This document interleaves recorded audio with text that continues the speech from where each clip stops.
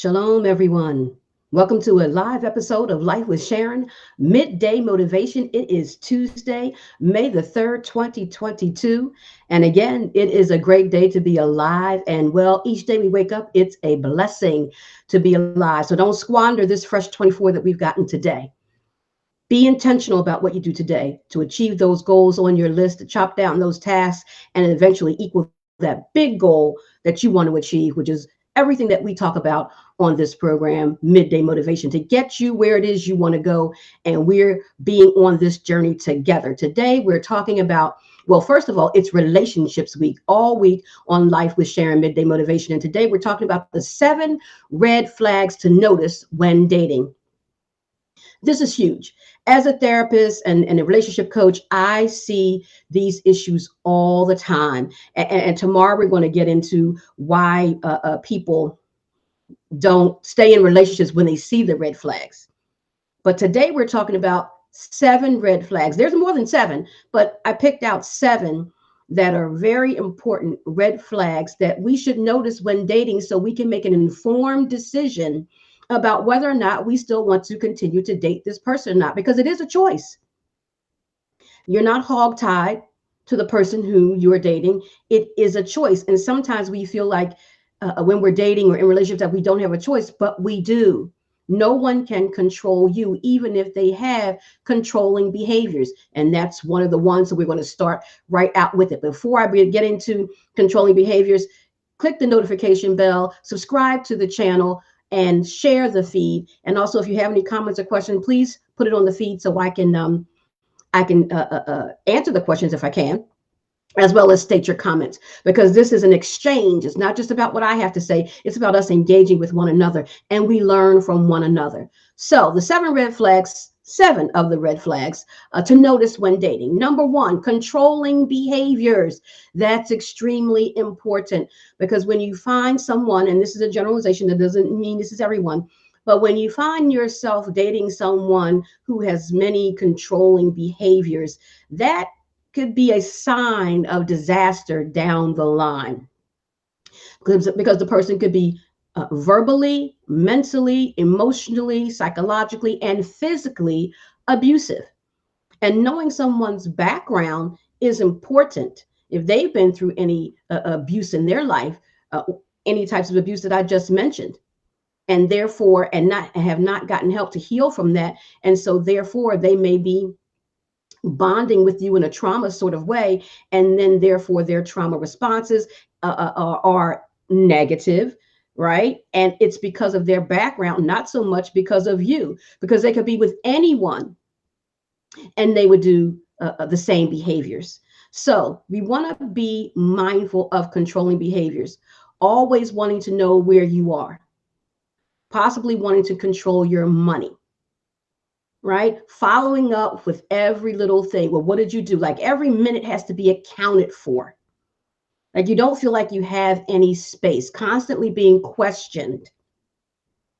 All of these things, to a certain degree, can be a bit much. And when you find yourself feeling uncomfortable, and when you feel uncomfortable, then it's like, you know what? I need to take a second look at the person that I'm dating, because I'm feeling uncomfortable with all the questions and all of the neediness, and feeling like I'm trapped when I'm just dating this person, getting to know this person.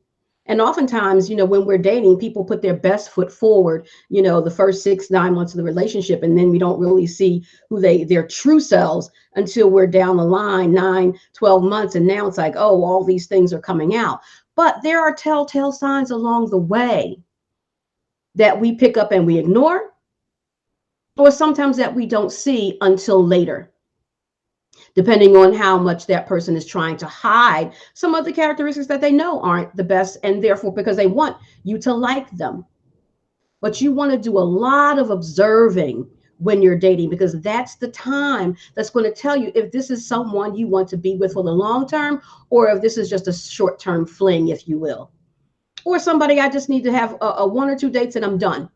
Why prolong it if this person is only going to be a fling, and you're looking for a long-term relationship, and you've seen these red flags right from the beginning. So someone who is making you feel uncomfortable, wanting to know your whereabouts every second of the day, questioning you constantly, maybe wanting to control you in other ways, such as your finances, not wanting you to be around your friends, or not wanting you to be around your family. If you can't go out with me, then you need to stay home with me, isolating you from friends and family. These are common control behaviors, and controlling can be abusive. It doesn't necessarily have to be physically abusive. It can turn into that. That's why knowing a person's background is important. But it's emotionally abusive. It's that emotional control. And so that's one of the red flags, a major red flag that you want to be aware of when you're dating, to possibly thwart off something down the line that could be dangerous for you. Because emotional abuse is dangerous, because it makes you think things that aren't true sometimes, because the person is manipulative and gaslighting, and you feel like you're second guessing yourself. And then you can fall into a depression. You can also to become anxious. So it can be very damaging with a person who is controlling, and let alone, again, could be physically abusive down the line, if not in the beginning. So controlling, that's number one. And these aren't in any specific order. So, but controlling is a big one. So the second one is being disrespectful of boundaries. So important. If I set a boundary, my partner needs to respect it. I have that boundary for a reason, because I'm uncomfortable with you crossing that boundary, or anyone crossing that boundary that I have set. And I have it set for a reason, maybe because of my own history that you're not aware of yet, or just because this is the boundary that I want, because this is what makes me feel comfortable. Language that is said to me, I have boundaries related to language. You're not going to speak to me in a disrespectful manner. That's crossing a boundary, because that says to me that you don't respect me. If you speak to me in a certain type of way, using words that try to make me feel less than I am, that's unacceptable for me. So if I've set that boundary and let you know, and again, you have to let people know your boundaries. You can't assume, because then it's your fault if you assume if you have not told. People aren't mind readers.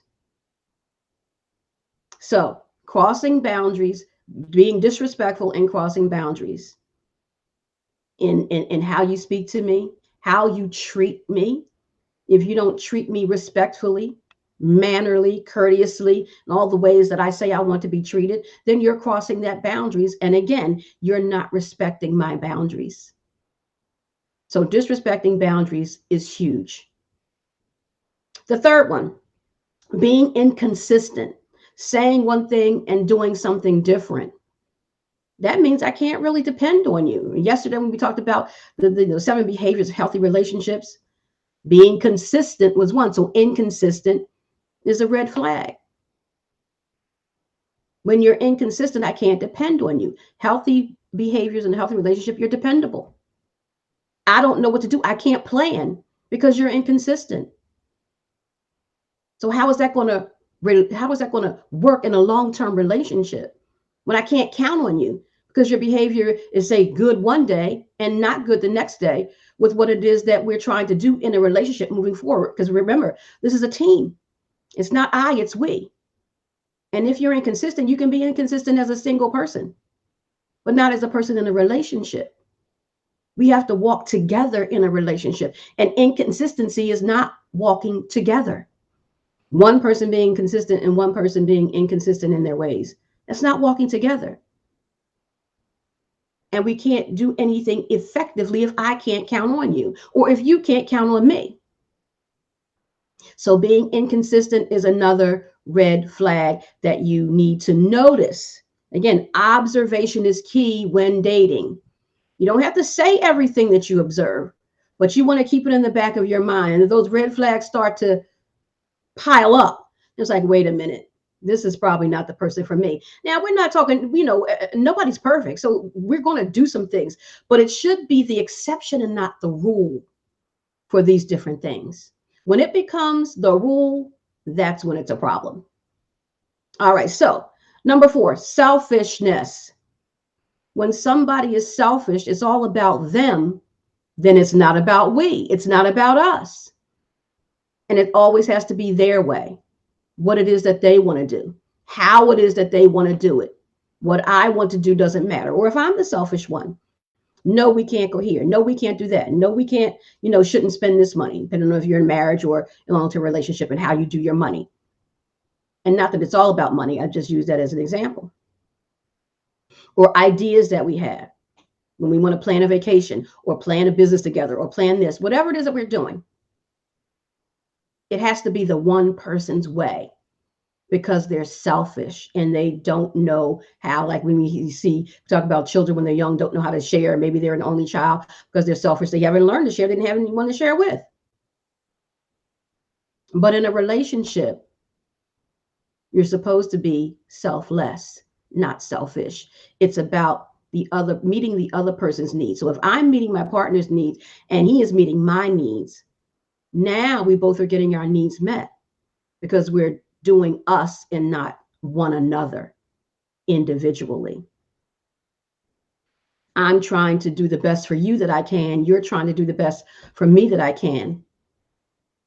So therefore, I'm not being selfish and neither are you. Now we're working together. And again, it's never 100%. But when I'm doing that and you're doing that, we're getting somewhere.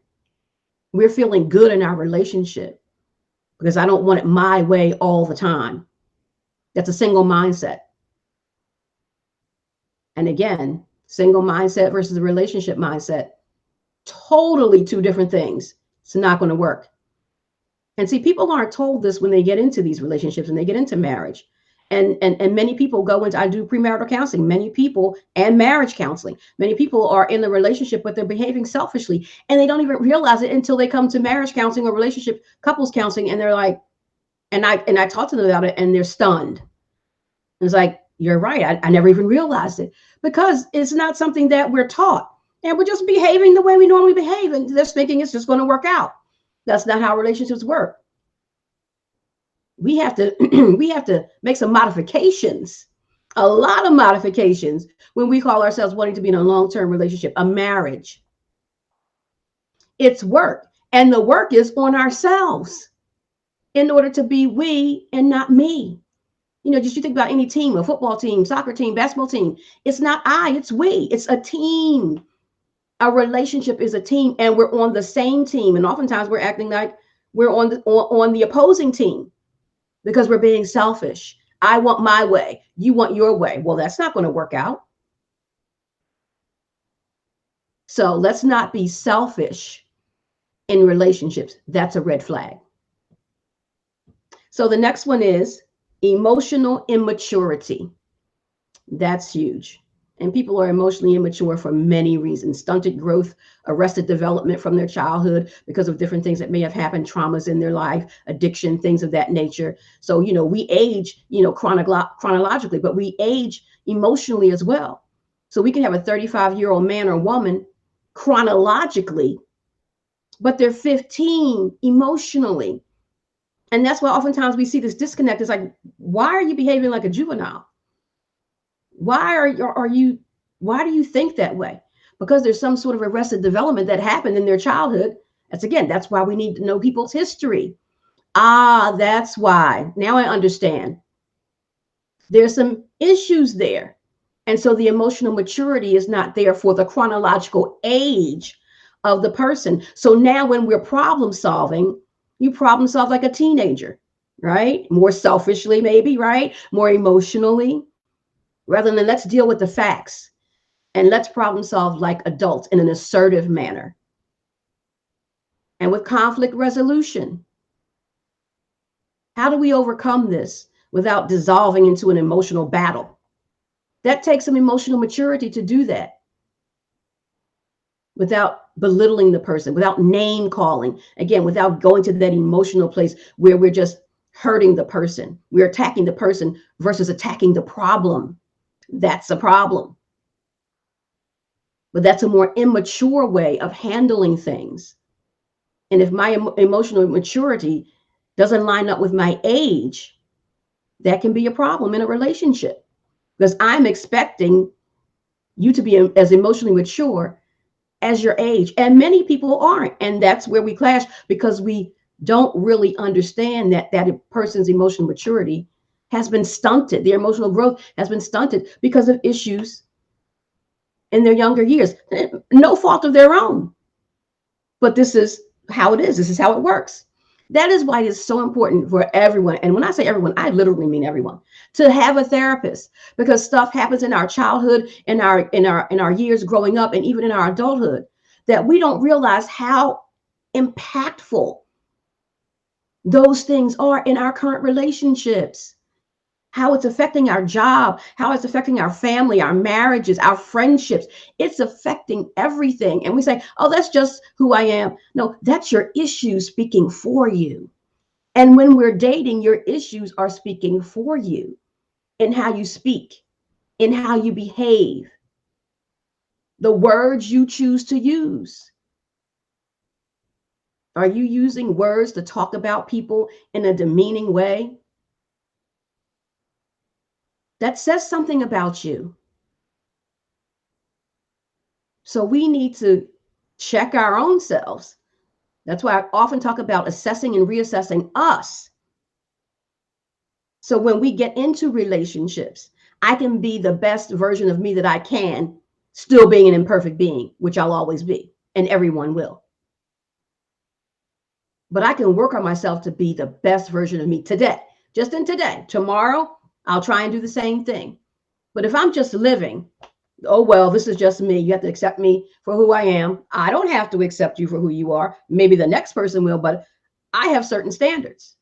And I just want the basics. I'm not saying you got to be a millionaire and all this stuff, just the basics and things that I'm talking about now. These are the basics.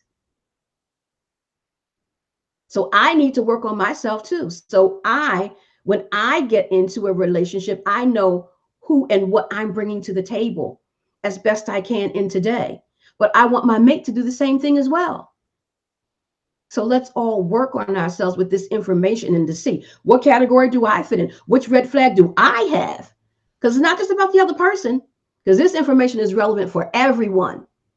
What are the red flags that you're demonstrating? What are the red flags that I'm demonstrating? Don't just look to the next person, look to yourself as well. Because each person should be looking for the red flags, and it takes two to be in a relationship.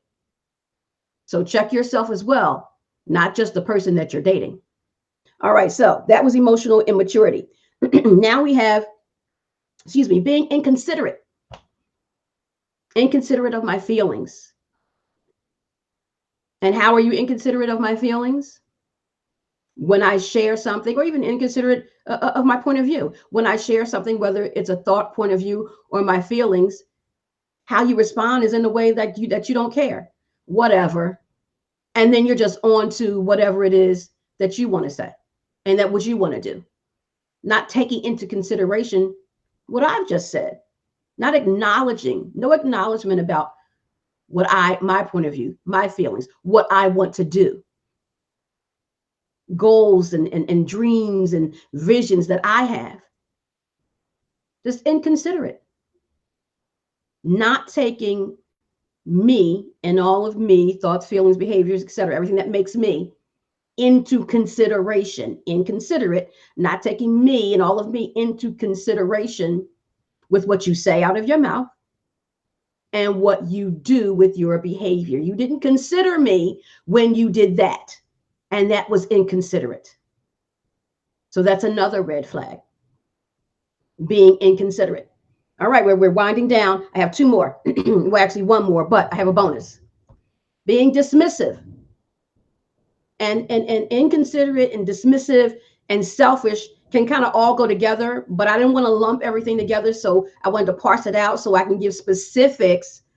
So when you're dating, you can recognize these things. Dismissive of my thoughts, dismissive of my feelings. This is how people become passive communicators, meaning they don't give themselves a voice anymore because they tried, but they were dismissed. Maybe when they were growing up, whenever it happened, or dismissed in the relationship, when dating or in the marriage. What you have to say doesn't matter. The person overrides what you have to say, interrupts you frequently when you're talking, because what you have to say doesn't matter. They're dismissive of your thoughts and of your feelings. And that doesn't feel good. And again, I'm saying the other person, but us too. Everybody needs to check themselves with all of these things. Do I have any of these red flags? And if I do, I need to work on that, because I don't want to bring that into a relationship, a marriage. It's not a good look. It does not feel good to the other party. And being in a relationship, we want the other person to feel good when we're in their presence, when they're in relationship with us. That's how we want to feel. We don't want to feel bad. Otherwise, we could be by ourselves. That's the point of one of the points of being with someone. It feels good to be with this person because they consider me. They're not dismissive of my thoughts and my feelings and who I am as a person. They're not selfish. They're giving. They're loving and kind. They're not controlling. We have space in the relationship to be our own individual while being in a relationship. You can have that, but you can't have that with a controlling person. You can't have that with a dismissive, inconsiderate, selfish person. And so all of these are red flags when we're dating. And oftentimes we see them and we ignore them. And we're going to get into that tomorrow, because tomorrow's topic is why we ignore the red flags when dating. Right? But they're there, however subtle they may be, depending on how long you're dating. The red flags are there. But we oftentimes overlook them for several reasons. And we'll get into that tomorrow. But now we've had this conversation. These are some things for you to think about, especially if you're dating right now, or you know you're going to be dating in the future, or even if you're already in a relationship or married. Look at these things. And if these things are present in your relationship, that deserves a conversation with your mate and possibly even counseling or coaching, so you guys can overcome these issues that are interfering with the health of your relationship. So the bonus red flag is untrustworthy. And we talked about that yesterday with the healthy behaviors being trustworthy. So of course, untrustworthy is a red flag. So if someone says they're going to call you or they're going to meet you at a certain time, and again, one-offs, I'm not talking about that. Exceptions happen, but it shouldn't be the rule. So that means you're not dependable, you're untrustworthy. And then of course, in many other ways, a person can be untrustworthy. They might not be able to trust you with my heart, because you stomp on my feelings every time I express how I feel, or I stomp on yours, or I'm out with people who I shouldn't be out with. That means you can't trust me. I'm one place, although I told you I was going to be another place. That creates distrust because it's untrustworthy behavior. So all of these are red flags to look out for. When you're dating, the dating time is the opportune time so you don't get stuck down the line in this long-term relationship, a marriage that you don't want to be in, because the red flags were already there. And oftentimes we've already seen them, but we stayed anyway. And now you're like, I've wasted 5 years. I've wasted 10 years. I've wasted 20, 30 years. And I'm still crying, so to speak, over the same behaviors that I saw from the very beginning. But I stayed anyway. How many people can I tell you I've seen in therapy with that story? Don't be that story. You have options. You have control over yourself, over your being, who you are with and who you choose to be with and who you don't choose to be with. You are in control of you. You could stop it at any time. Stop it when dating if it's necessary. So we have controlling behaviors. These are the 7 red flags that I'm talking about today. There's more than 7. The 7 red flags to notice when dating. We have controlling behaviors. We have disrespect of boundaries. All of these are so important. We have inconsistency in behavior. We have selfishness. We have emotional immaturity. We have being inconsiderate, and we have being dismissive. And the bonus, untrustworthy. So those are the 7 red flags with the bonus number 8 that we were talking about today. I hope that today's talk, today's message has helped you, has helped whoever is watching today. And if you're watching live or you're watching on the replay, it doesn't matter. The information is good morning, noon, or night. I just appreciate you watching so we can have healthier relationships and be healthier as individuals It makes us better. That's why I'm sharing this information with you so we can all get better together. We're in it together.